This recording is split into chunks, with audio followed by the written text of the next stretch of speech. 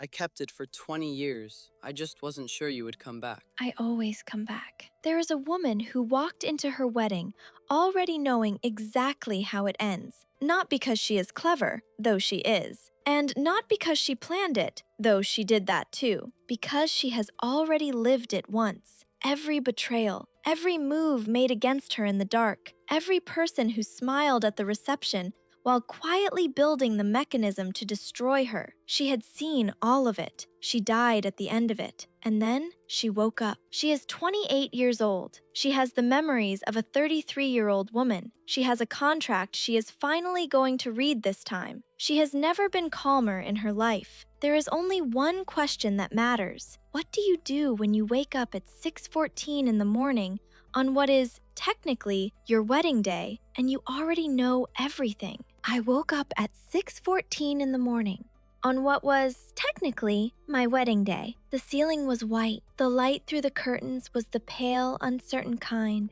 that comes before the sun has fully committed. Someone was moving in the hallway. I lay completely still and did not reach for anything. I was 33 years old when I died. I am 28 now. I have no explanation for that, and I am not going to waste the morning looking for one. I woke up here with every memory I had ever made intact. My first life, all of it, complete. And my working assumption is that the memories are real, and the foreknowledge is mine to use. That is enough. Forward is the only direction available. In my first life, I signed this marriage contract on the day my lawyer put it in front of me. I was 28 and nervous and in love, and I initialed every page he pointed to without reading past page 2. I should have read page 7. That is the first thing I am going to fix about this day. The contract was on the side table where I had placed it the night before. I sat in the chair by the window, dress still on from preparation, hair still pinned, face still bare, and I started from the beginning. Page 1, page 2. Every definition, every recital, every financial schedule. The rule of this life is simple. Read everything. I had died because I trusted process instead of reading it myself. That was not going to happen again. Page 7. A financial protection clause. Specific, detailed, written by someone who had anticipated a specific threat. My property development firm could not be transferred, sold, or restructured during the first 3 years of our marriage without both of our signatures. His name and mine, both. Required. I read it again, and then one more time. Daniel had put this clause in the contract before the wedding day, before anything had happened, before he had any evidence of a threat I could identify. 2 weeks before our wedding, I would later understand, he had received an unsolicited call from a real estate broker he had never contacted. Someone asking about the valuation of my firm. He had not listed it. He had not initiated the inquiry. He said nothing to me. He flagged the call, called his lawyer the next morning, and wrote this clause into our contract. He could not name the threat. He could name the asset. I looked up from the paper and looked at the door. Daniel was somewhere on the other side of it, in the separate suite, not knowing I was sitting here at 7 in the morning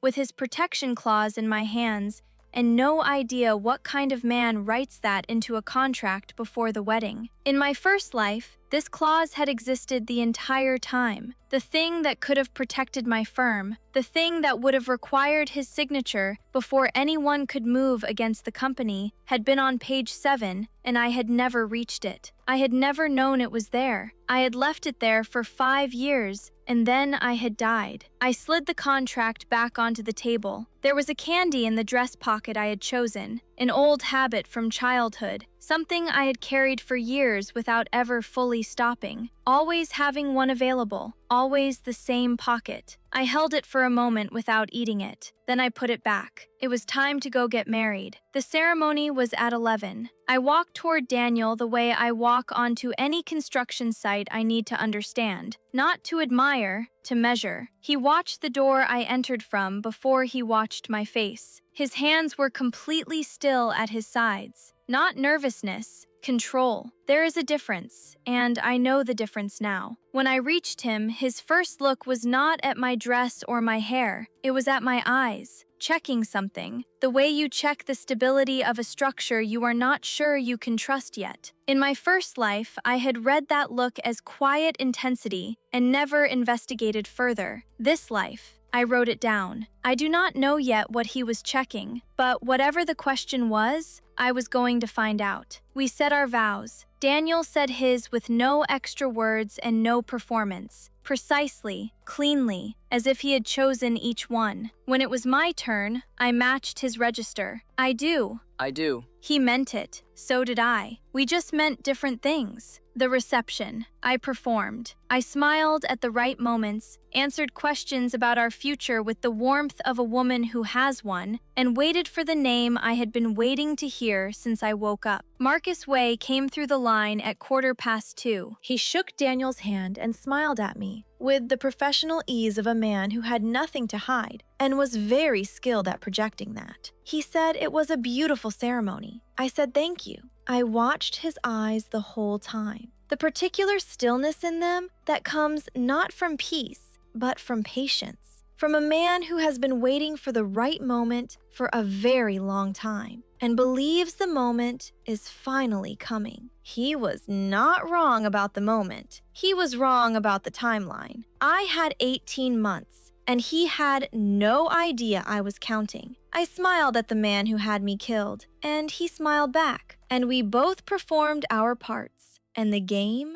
had begun. Near the end of the evening, Daniel's personal planner was open on the side table beside the gift cards. I was not looking at it. I was stacking envelopes, but there was a date circled in the coming month. Not today's date, a different date, 3 weeks away, with nothing written beside it. No label, no note, just a small, precise circle. I turned back 2 months out of habit. Same date. 1 year earlier, same date. Whatever that date meant to him, it had been meaning something for a long time, on its own, in private, without explanation. I filed it away. I was getting good at that. Month 2. Marcus Way began his plan with the quiet confidence of a man who had been building it for years. He was thorough. He was patient.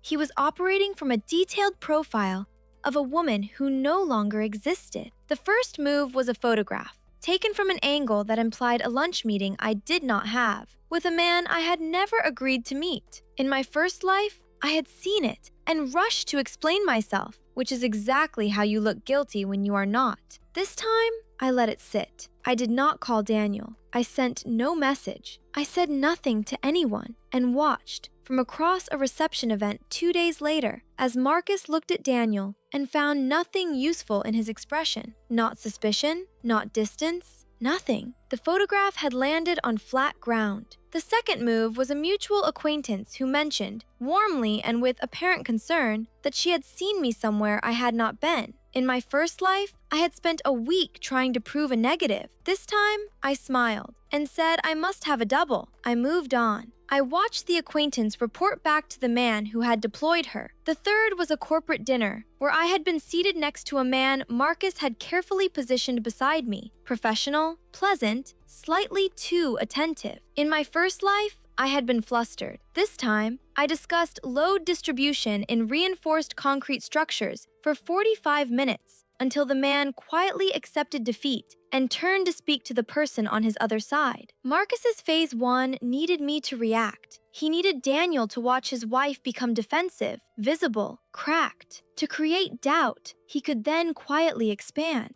A wife who is simply unreachable and calm breaks the mechanism entirely. After 6 weeks, he had produced nothing. I watched him notice this during a joint meeting at the firm. A very small, very controlled adjustment in his posture. He was recalibrating in real time. That was when I first considered that he might be more methodical than I remembered. There was a framed photograph on his office shelf. An older couple, a young man in his 20s, a teenage girl, maybe 15, maybe younger. A family that looked certain of itself and each other. I did not recognize any of them. Something about it bothered me in a way I could not name. I filed it away and turned back to the meeting. 6 weeks of his best work, and I was still the calmest woman in the room. Month 3, I worked out that Marcus had a source 3 weeks before I worked out who the source was. The incidents were too precisely timed. He knew things that only come from regular access to someone who talks to you freely and trusts the person they are talking to. I went back through the previous 8 weeks. Every conversation, every lunch, every phone call where I had said something that later materialized in the wrong place. I was looking for the common variable. The pattern was there. I needed one piece of confirmation.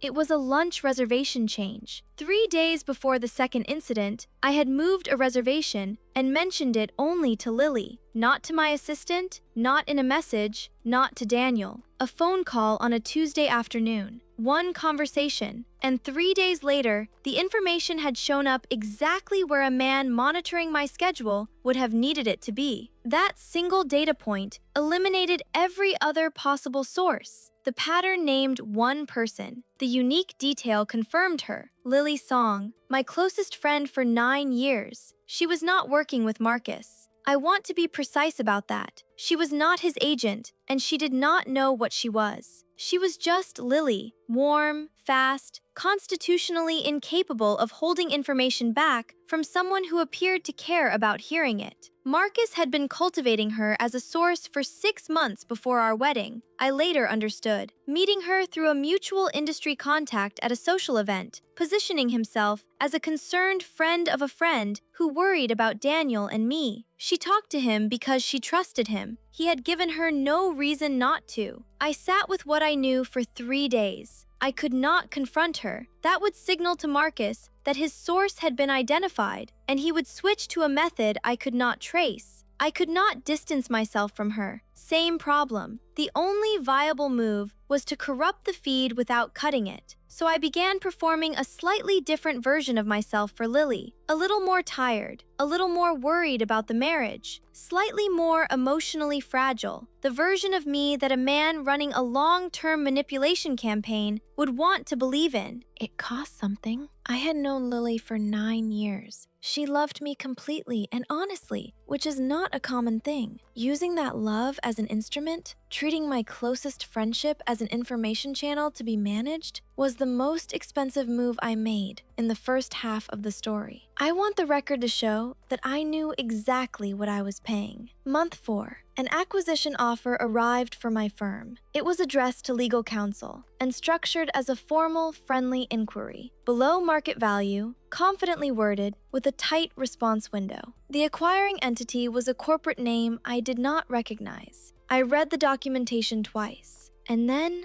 I felt something I had not felt since I woke up in that bridal suite on the wedding morning. I did not know what this was. In my first life, Phase 1 had run for 8 months before I died. Marcus had never gotten this far. This acquisition offer, this structured legal instrument moving against my company, I had never seen it before. That is a specific feeling. Not fear exactly, but the sensation of stepping past the edge of the map. I had foreknowledge of the terrain up to a certain point. Then the terrain became unknown. I was off script for the first time. I spent 2 nights at my home office. The acquiring entity led to a shell company. The shell company led to another. The third company's registered agent address, the kind of detail buried in public corporate state filings that you only find if you are searching for it at 2 in the morning with an architect's patience for reading documents, was a legal services office I had seen before. I cross-referenced the address against public corporate directories. It matched the registered address of a holding company in a 5-year-old filing. A director listed on that holding company? Marcus Way. I sat back from the desk. He had not been trying only to destroy the marriage. The marriage was phase 1, to isolate me from Daniel's signature, to make sure his name wasn't standing beside mine when the real move arrived.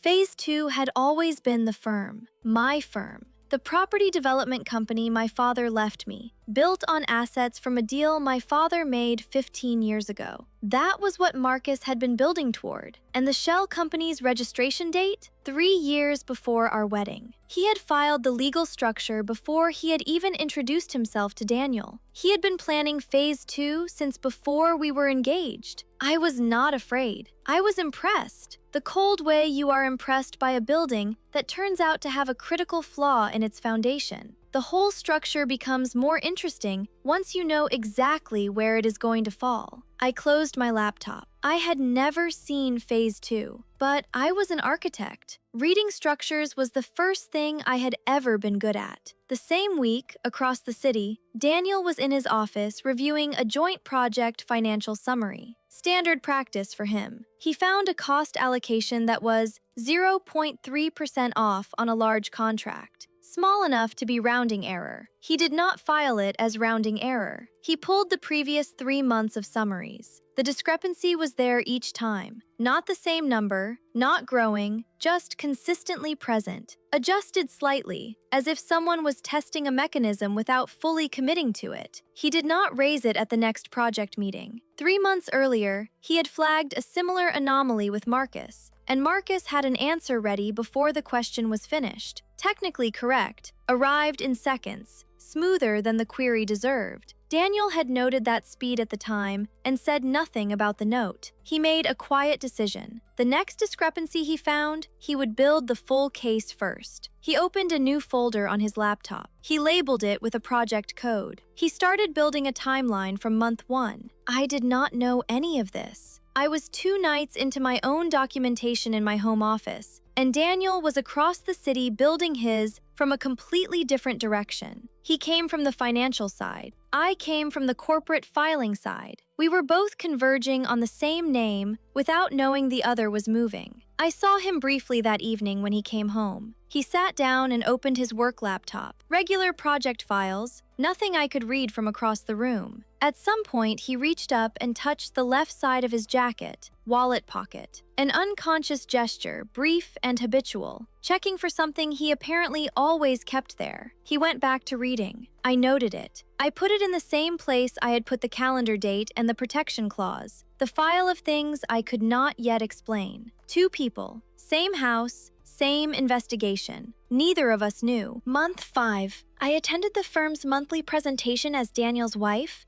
which is to say, as a formality. I sat in the back row. I watched. Mina Zhao presented the Q2 project updates. She was precise, prepared, and had the particular kind of confidence that belongs to people who earn it rather than manufacture it. The confidence of someone who knows the work and does not need the room to confirm it. I watched her present and noted, without judgment, that she was good. I noted it the way I note any structural element that is well made. After the presentation, she brought Daniel a question about a client account. It was a specific operational detail, a client preference for communication timing that was not in any project brief, not in any meeting notes. It was the kind of information someone shares only in a direct one-on-one conversation, not through documentation. She knew it because he had told her, privately. I watched him turn toward her when she asked. The way he turns toward her is different from how he turns toward other people. Not romantic, attentive, the particular quality of attention he gives to someone whose instincts he trusts. I watched Daniel be warm, specifically, quietly warm, with someone who was not me. I understood in that moment exactly what I had done. I had spent 5 months performing ice with surgical precision, being cold to protect the plan, creating distance to stay invisible to Marcus. And I had never calculated the secondary effect. A man who appears to have an unclaimed marriage will attract people who notice good men. Space does not stay empty. I had vacated myself from my own marriage, and Nina Zhao had simply noticed that the space was there. She was not Marcus's plant. She was not sent, deployed, or malicious. She was just a person who saw a good man and a marriage that appeared already over. That, it turned out, was exactly as dangerous. My foreknowledge had not prepared me for her because in my first life, I had been too emotional and too present for this particular threat to materialize. I had built the perfect armor against Marcus and accidentally left the door open for something foreknowledge couldn't touch. On my way out, I counted the coffee cups on Daniel's desk.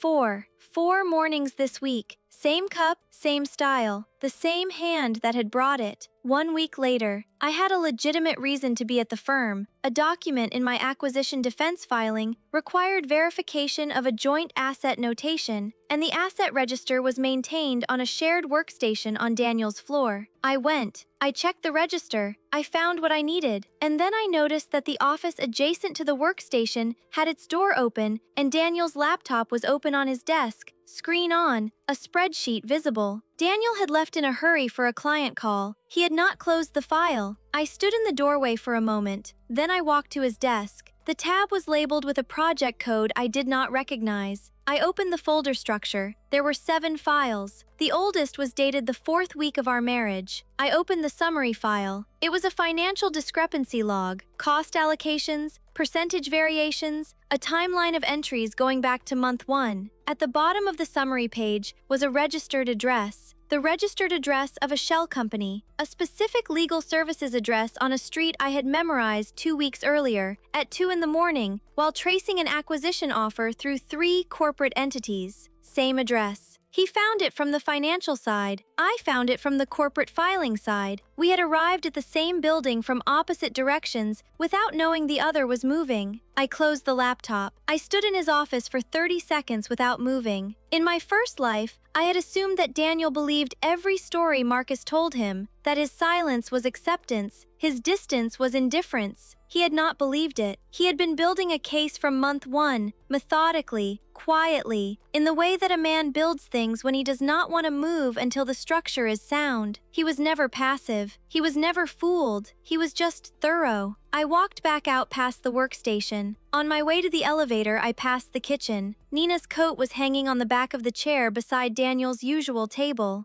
4 coffee cups this week, a coat on a chair, small, specific details, the kind you only notice when you have been trained to read how people occupy space. 2 clocks, one I had set myself by going cold, one that was running on its own while I was looking the other way. Both were moving, and I was the only one who could see both faces. Month 6. Marcus ran out of patience. The acquisition response window was closing in 2 weeks. Phase 1 had produced nothing. 6 weeks of engineered incidents, and not a single visible crack in Daniel's confidence in me. Phase 2 was stalled in the legal holding pattern that a response window creates. He needed the marriage functionally over before the acquisition could close. The contract Daniel had put in place required both our signatures for any firm restructuring, which meant as long as we were a functioning partnership, Marcus's acquisition could not proceed on the terms he had structured. He needed Daniel to walk away. He was out of subtle moves. So he went back to the only play he had left. Through Lily, through a concerned, warmly casual conversation about how I had seemed lately, he learned that I would be on the east side of the city on a Thursday afternoon. He arranged for a man to contact me about a property consultation, proposing a coffee meeting at a hotel on that street. He sent Daniel an anonymous tip from a prepaid number. His wife was meeting someone at that hotel at 3 in the afternoon. In my first life, that move destroyed me. I walked into the meeting without knowing Daniel was watching. It looked like a secret rendezvous. I had no explanation that didn't sound constructed. I was defensive and visible, and it cost me everything. I had told Lily I would be on the east side on Thursday because I wanted Marcus to know. I had been waiting for him to use it. I had 6 weeks to prepare exactly what I was going to do when I walked into that hotel. The trap was his. The detonation was mine. I arrived at the hotel at 2:45 p.m. Daniel's car was already in the lot. I did not go to the meeting room. I walked directly to the hotel security office. I introduced myself to the officer at the desk. I placed a document on the surface in front of him, a formal harassment report that I had prepared 6 weeks earlier, documenting the specific pattern of staged meetings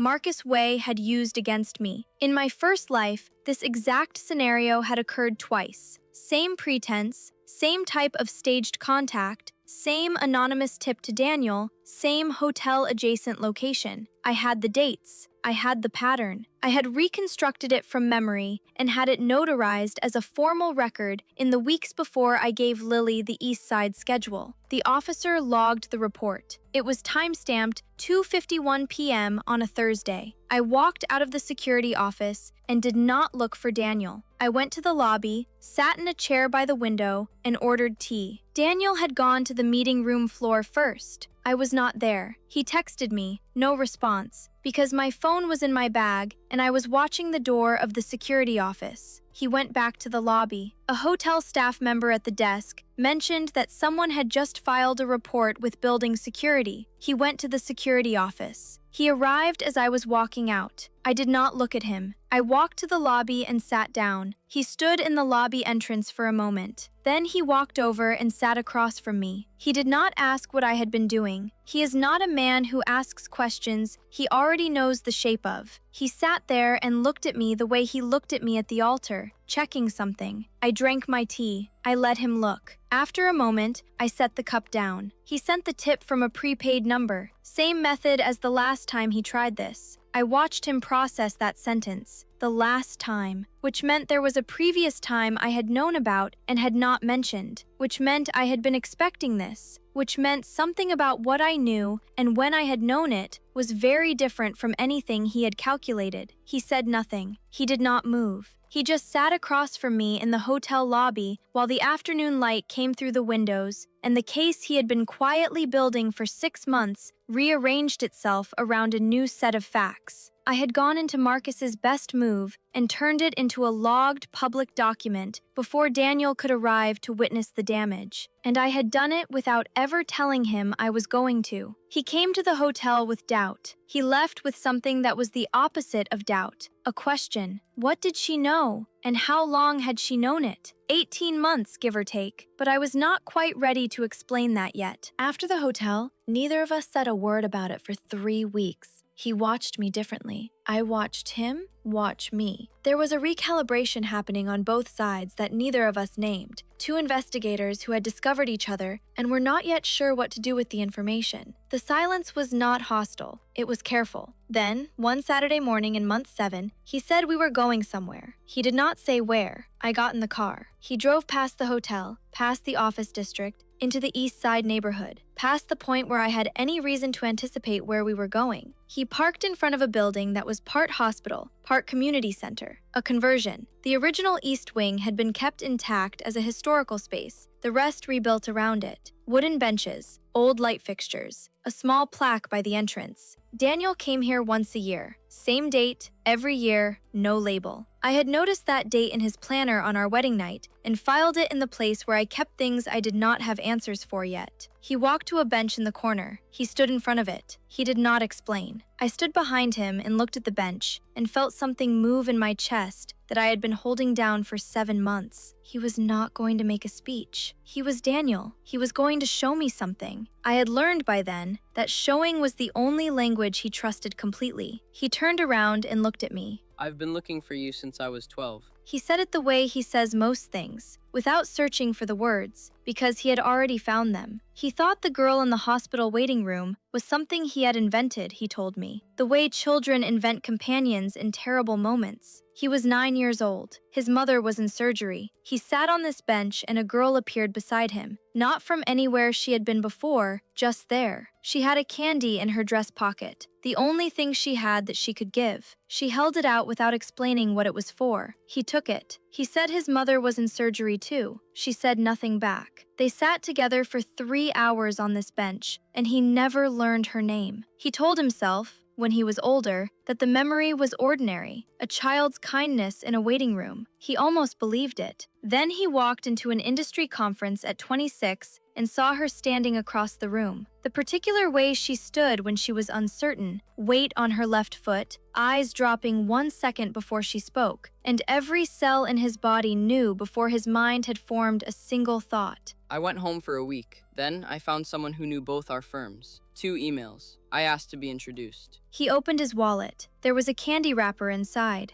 folded small, held together by age and 20 years of a man checking that it was still there. He placed it in his palm and held it out. I looked at it. I looked at him. I reached into the pocket of my dress. There was a candy there, the same old habit from childhood, something I had carried for years in the same pocket without ever fully stopping. Always the same pocket, always one available. I had done it my entire life without knowing why. I held it out to him. He looked at it. He looked at me. He put the clause in the contract because he was not going to let anything take her from him again, not after 20 years. He said it in third person, about himself. Quietly, the way he says things when they are too large to claim directly. I did not correct him. I just held the candy out. He took it the same way he had taken the first one, and I understood finally why he had touched his wallet pocket the same way every time he passed it, without ever reaching inside, checking for something he always kept there. The protection clause on page 7, 2 emails, a wrapper kept for 20 years. This was what Daniel Chen looked like when he loved someone. You almost wouldn't know. You had to read the structures. I had been holding myself together for 7 months. I stopped. It was not dramatic. No collapse, nothing visible breaking. It was the specific surrender of someone who has been performing continuously and suddenly, in one room, in front of one person, runs out of reason to continue. My posture changed. My face changed. I was just myself, not the cold wife, not the architect of a counterplan, just a woman who had died once and come back and spent 7 months carrying a secret that had no bottom. For a moment, he saw me. His expression changed the way it does when he is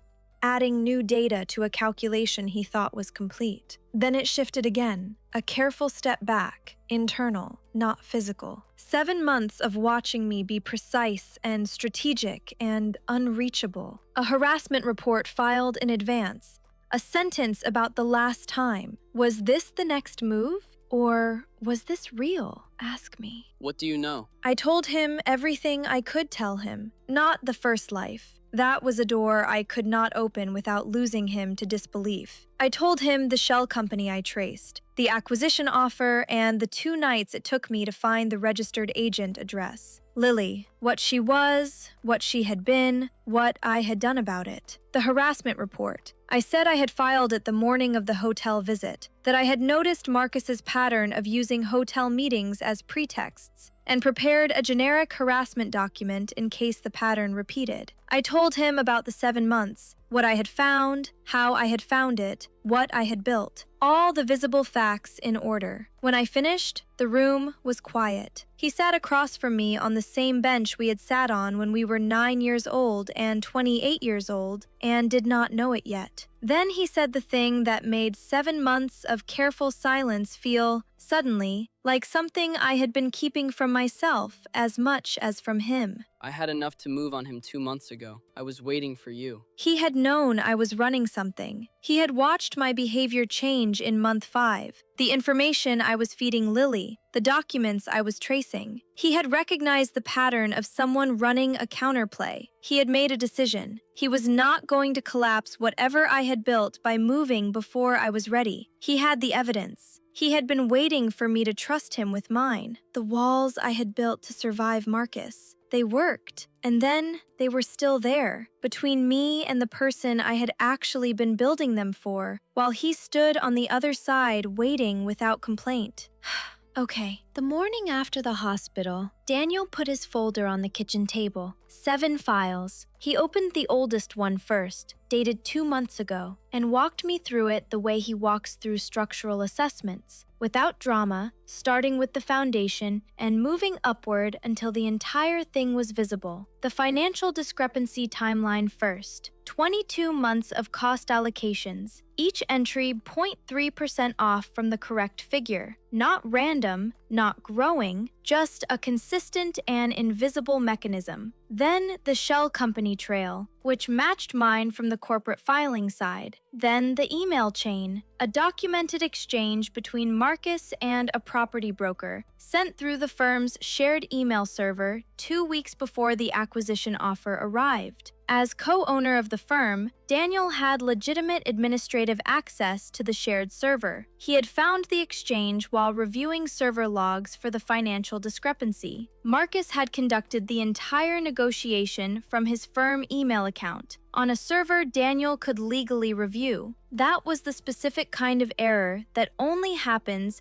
when a man believes he is untouchable. He had 3 things I did not: the email chain, a financial model showing exactly how the acquisition was structured to liquidate my firm within 6 months of transfer, not to run it, to dismantle it, asset by asset, and a copy of a private agreement signed between Marcus and a silent buyer, the same entity that had acquired what remained of Marcus's family company 15 years ago. I sat with that for a moment. The silent buyer. The same man who had finished what my father started, who had waited for Marcus's family company to be weakened and then taken the rest. Marcus had spent 12 years positioning himself close enough to reach 2 people at once: me, through whom he could reclaim what my father took, and the silent buyer, against whom he needed something the law would listen to. He had been building a case of his own. Ours and his were not entirely different structures. I asked why he had waited. He said he had noticed my movements changing in month 5, the information I was feeding Lily, the documents I was pulling. He had recognized the pattern. He did not know what I was building. He had made a decision. He was not going to move before I was ready. Whatever I had constructed, he was not going to knock it over by arriving first. 2 independent cases are harder to argue as fabrication than one. I needed yours intact. I didn't touch it. I looked at the 7 files on the kitchen table between us. He had known I was running something, and he had waited, not because he was passive, not because he was uncertain, but because he understood that 2 people arriving at the same conclusion from opposite directions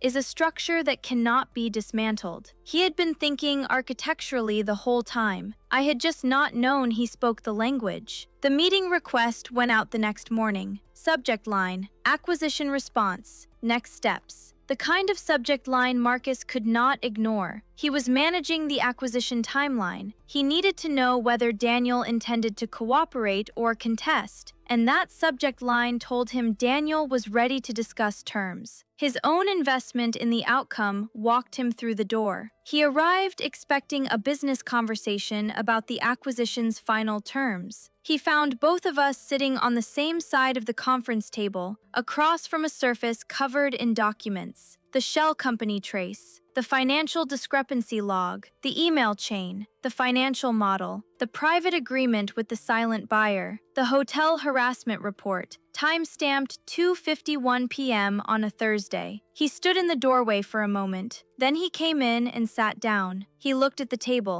He looked at me. He looked at Daniel. He said the documents were out of context. The emails were a misread of a preliminary inquiry. He would get his lawyers. The shell company registration date is 3 years before the wedding. The acquisition was structured before we were engaged. Marcus said nothing. He looked at the table. Whatever argument he had been assembling, that single date had already located the precise flaw in the foundation. I watched him understand that the argument was not going to hold. I slid one more document across the table. A scan, the original acquisition deal from 15 years ago, the one that had destroyed his family. I had photographed the original at 18 when I found it in my father's filing cabinet, and kept the image in a personal digital archive in the folder where I kept things I did not know what to do with yet. The night before, when Daniel and I had assembled the full evidence package, I had included it. He looked at the scan. Then he looked at me. He had not expected me to put it on the table. I watched him try to recalibrate. I waited. He stopped performing. He said it the way people say things when there is nothing left to perform for. Flat, precise, without requesting sympathy. The acquisition 15 years ago. My father had moved on his family's company during a cash flow crisis. He had used a banking contact to block their alternative financing, quietly, through a favor. the kind of thing that never appears in a filing. He had bought them out at 40% of market value. His father had never recovered. His mother had worked 3 jobs for 8 years. His sister had lost her scholarship. Marcus had spent 12 years building himself back to a position where he could reach this room. He was not asking for anything. He said it because it was true, and because there was no longer any reason to keep it inside the plan. I listened to him explain what my father had done. I already knew. I had known since I was 18, had found the files in the cabinet and confronted my father, and been told that was how business worked. I had carried that sentence for 10 years, in the same place I carried things I did not have answers for yet. You're right, he made that deal, and it was wrong. I didn't make it, but I inherited everything that came from it. I've known that for 10 years. I looked at the family photograph on the table between us. I had placed it there with the rest of the documents, pulled from the corner shelf of his office where it had bothered me since month 2. An older couple, a young man, a teenage girl who could have been 15 or younger, certain of something she was about to lose. I finally understood what about it had caught in me and stayed. It was not the photograph that bothered me. It was the recognition. A family that looks like it does not know yet what is coming. I had been looking at a before picture and not knowing it. I'm not him. I made him an offer. The property firm, my firm, the company my father had built from the money he had taken, transferred to Marcus at full market value in exchange for his complete cooperation and testimony against the silent buyer, the man who had waited for Marcus's family company to be weakened by my father's move and then acquired the rest. The same man who was still operating. Marcus cooperating meant prosecutors had something larger than a real estate scheme. They had a pattern, a buyer, and a decade of connected transactions. The offer was viable because Marcus was not the largest piece of this case. He was the most visible piece of the case that led to the largest piece. Daniel was in the room when I said it. He did not speak. He did not look at me. He stayed in his chair across the table and was still. The particular stillness he has when he has already decided and is waiting for the thing he decided to resolve itself in the room. The contract required both our signatures for any restructuring of the firm. He gave his without a word, in the room, witnessed by Marcus. The clause that had been on page 7 of our marriage contract, the protection he had written in before the wedding because he could name the asset even when he could not name the threat, completed its purpose in silence, in this room, in exactly the way he had always done things, without announcement. Marcus looked at me for a long time. He had expected prison. He had expected lawyers and depositions, and a verdict that returned nothing to him. He had not built a 12-year plan with room for a different ending. He said nothing for nearly a minute. Then he nodded. The legal process took 2 months. At the end of it, Marcus was charged with conspiracy, fraud, manufactured evidence, the staged corporate scheme. The silent buyer was also charged. Larger charges, more counts. The firm was transferred at market value per the cooperation agreement. I had known for 10 years that the money it was built on was not clean. This was the first time I had been in a position to do something about it. I was not giving Marcus a gift. I was correcting something that had been sitting in the wrong column for a decade. The story did not end in a courtroom. It ended in the waiting room. Same bench, same corner, same old light from fixtures that had been kept when they rebuilt the rest around them. The case was closed. Marcus had given prosecutors everything they needed. The charges were filed. We were done. I reached into the pocket of my dress. I placed a candy on the bench between us. He looked at it. He looked at me. He picked it up. He did not open it. He held it for a moment, and then he placed it in his wallet, beside the wrapper, the one he had kept for 20 years, folded small, worn by the habit of checking that it was still there. He closed the wallet. That's 2. I laughed. A real laugh. Unplanned, unarchitectured, not performed for anyone. The first one in the story. The first one, honestly, in longer than that. He looked at me when I laughed. The way he looks at things he is adding to the file of things that are true. And this time, I let him look. That is who she is without the glass. A woman who laughs on a hospital bench, beside a man who has been keeping her in his wallet for 20 years, after handing him the second of the 2 things that started everything. That is what the whole plan had been building toward. Not the evidence, not the victory, not the charges filed. This, the laugh. Here, that's 2.